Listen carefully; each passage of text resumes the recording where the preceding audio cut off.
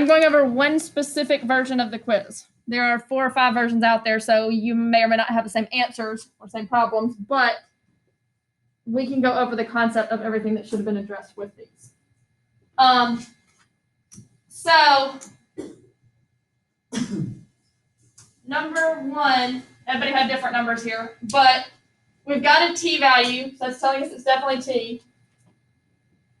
This is the problem that threw me about through a wall. What are the degrees of freedom for this particular problem? Because degrees of freedom equals n minus 1. What is n? 25. 25 minus 1 equals 24. I wish I could tell you how many people put 14 there, and that's not on any problems on any of my versions. So draw and shade a curve and find the p-value. So what up there is going to tell me information about my curve? What's the big thing up there that tells me?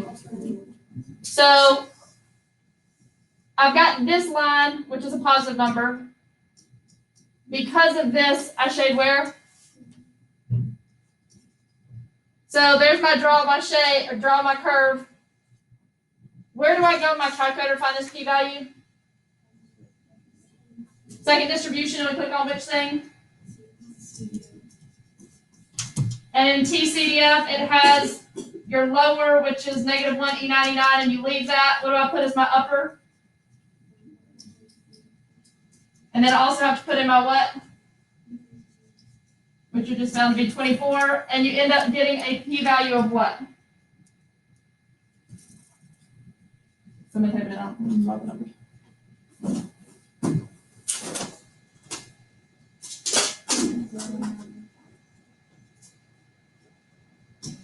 You're 956. All right, so interpret the p-value here. A lot of people missed a part of this one, which is a very picky thing. It was half a point, but I did make a big point the day before to actually go over how to do this. How does the p-value interpret start? So if null hypothesis u equals 20 or true, then what?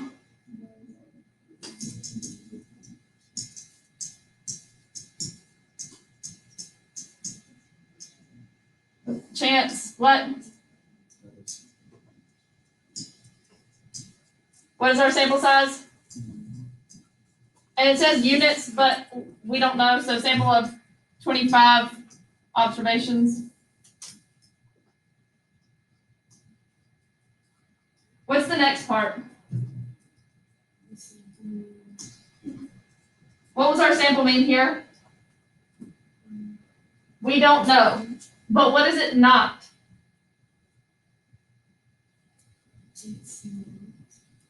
It's not 20, because if it were 20, what would our test statistic be? What's 20 minus 20? 0. No, I talked about that the day before. So I don't know what it is, so I have to talk about it hypothetically. Having something along the lines of this samples X bar of this observed X bar, something like that. That's the part where people missed, which is a half point, which I expected. And how do I finish it?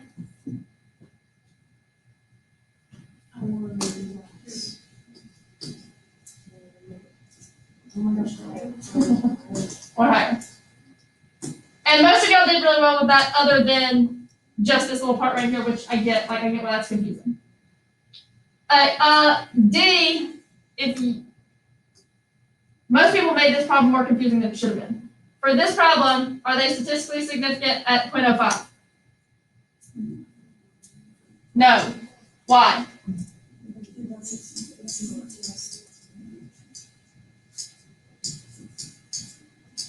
And that's all you need to put. Like, some people got into a long explanation, that's fine, but our p-value is not less than alpha, that's all we need.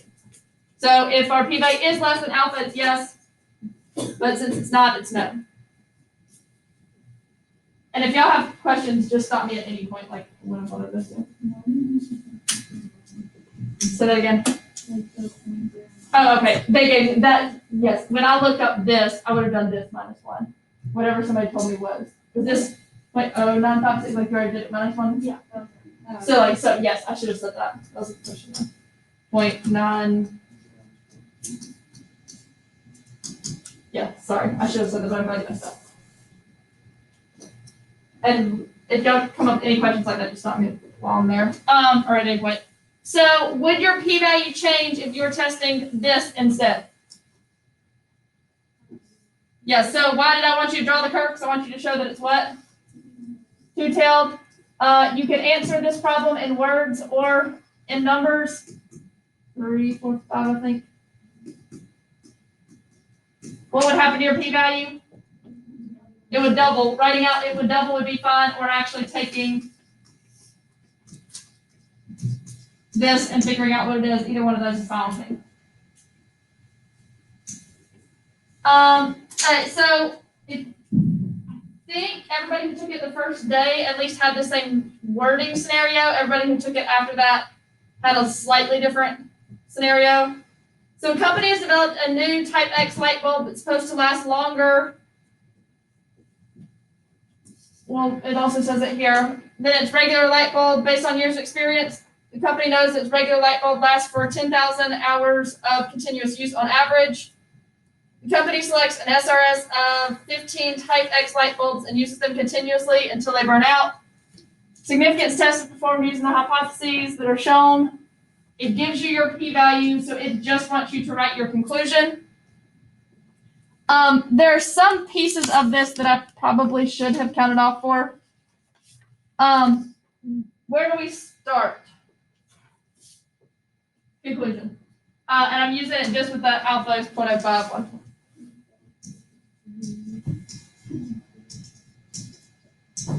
What do we fail to reject? And so I actually want you to write U equals 10,000 hours. So we failed to reject the null hypothesis that U equals 10,000 hours. What?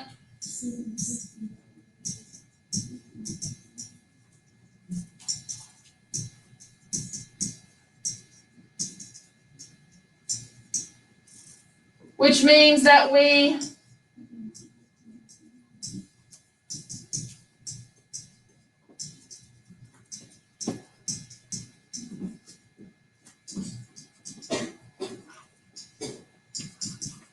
right here is where I should have been pickier and counted off more points, but I think I'm bad about making sure I go through this part, and this part, and then I kind of stop there and finish. So I wasn't as picky. We do not have convincing evidence that what?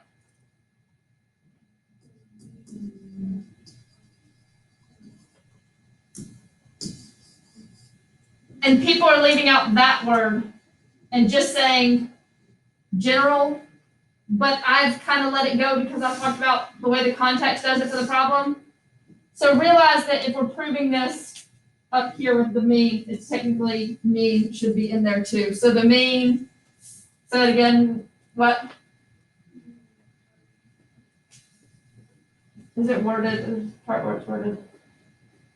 No, it's not worded. Okay, it's lifetime of Type X light bulb. So more than that? Burn time, stuff like that. Is that good? Mean lifetime of this Type X light bulb, what? Lasts longer.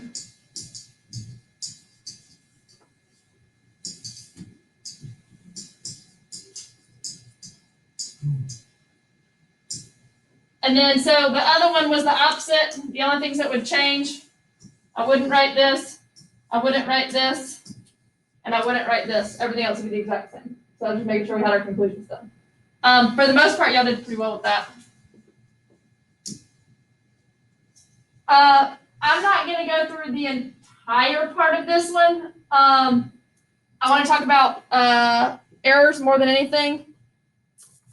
Overall, for the problem, you guys did pretty well. Even if you missed something that was like little stuff,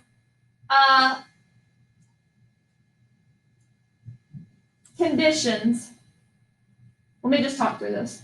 State, what is our population? Well, I guess I'll read it because not everybody has this version. Pill tablets are formed by compressing a granular material that contains the active ingredient and various fillers. The hardness of the tablet produced can be measured to control the compression process.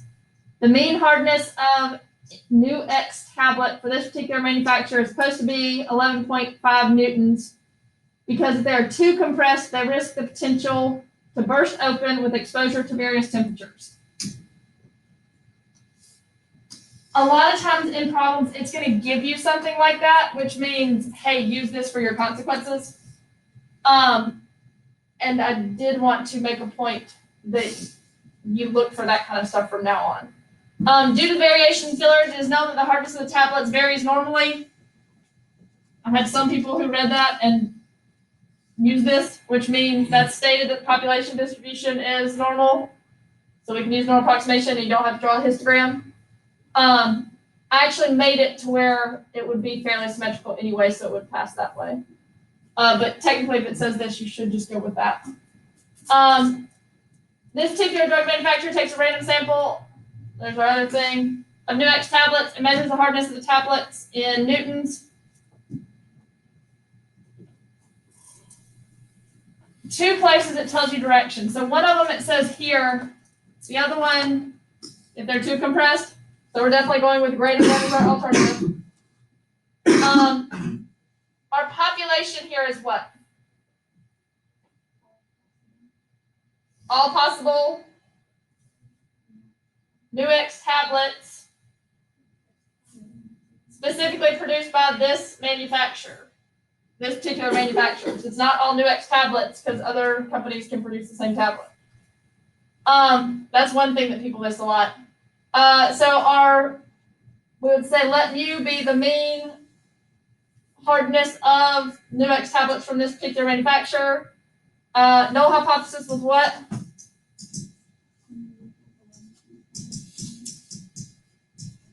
And we just said alternative would instead be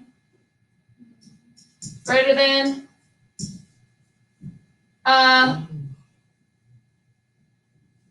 Independent, which would mean there's 10 tablets. Independent 10% condition would mean there are at least how many? 100 Nu-X tablets produced by this particular manufacturer. Random, stayed random samples, so we can use random selection. We talked about normal. Is this a T or a Z? T, why? Sigma is not known, so you have to use S. For the most part, y'all did pretty well with that. But I want to talk about this problem in terms of errors. So a type 1 error in the context of this problem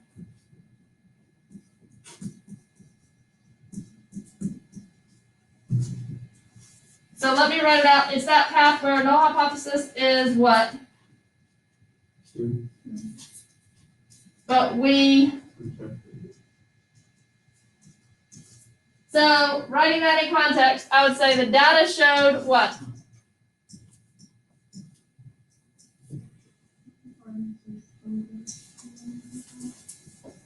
And this is where it should again be mean, but I haven't made a big point about that. Showed the mean hardness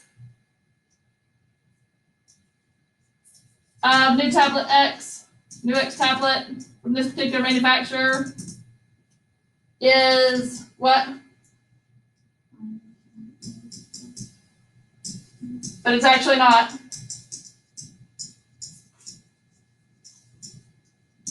What does that mean in terms of consequences? So we did the data, we ran the data. Our sample that we got happened to show, yes, it is greater than 11.5. What's the company going to do now? They're going to make changes. Did they need to make changes? No. So they're going to waste money for no reason, essentially. So your consequences would be something along the lines of the company makes changes to reduce the hardness and spend money to go recalibrate, and they didn't need to. Our type 2 error would be opposite. So our data found that the new tablets are fine. but they actually are greater than 11.5 newtons, which means they're going to what? They're gonna burst. Which one is worse? Probably bursting than just wasting money. And you could technically argue both of those because they're both money wasted, but one of them's in front of the consumer and one of them's not. That's usually what looks worse. But I don't have any that argued like the other direction with this. But I did have a lot of people get confused from there to consequences. You understand that part of it. So, any questions overall that you guys have? Yeah. Can you go over how you word this? Okay, yeah. So I would actually almost switch this. Now let me just write it.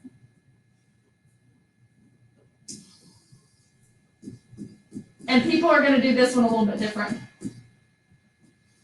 Some people are just going to say the data showed what? I want to see this direction somewhere, right? But that's not the direction for what the data showed. That's what actually happened. So some people might say the data showed the hardness was fine or was not too compressed or something like that. If you're getting mixed up with this, just write that one first.